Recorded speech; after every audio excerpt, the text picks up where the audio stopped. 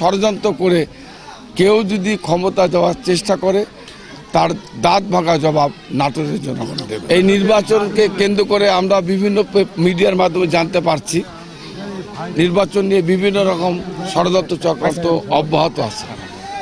আমরা পরিষ্কার ভাষা বলতে চাই, বিভিন্ন বিশ্ববিদ্যালয়গুলিতে ষড়যন্ত্র চক্রান্ত করে যেভাবে নির্বাচন হয়েছে, যেভাবে 2008 সালে নাটোরের বিজয়কে ছিনিয়ে নেওয়া হয়েছে, নট অনলি নাটোর, বাংলাদেশের গোটা বাংলাদেশে একটা সূক্ষ্ম কারচুপির মাধ্যমে হাসিনাকে ক্ষমতা আনা হয়েছিল 2008 সালে।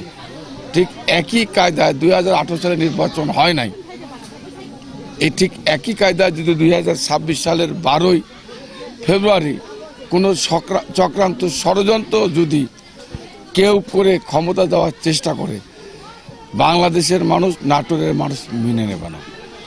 সকল ষড়যন্ত্রকে নাটোরের জনগণ অবশ্যই মোকাবেলা করবে। কোনো ষড়যন্ত্রকে, কোনো আন্তর্জাতিক জাতীয় কোনো ষড়যন্ত্র করে কেউ যদি ক্ষমতা দেওয়ার চেষ্টা করে তার দাঁত ভাঙা জবাব নাটোরের জনগণ দেবে।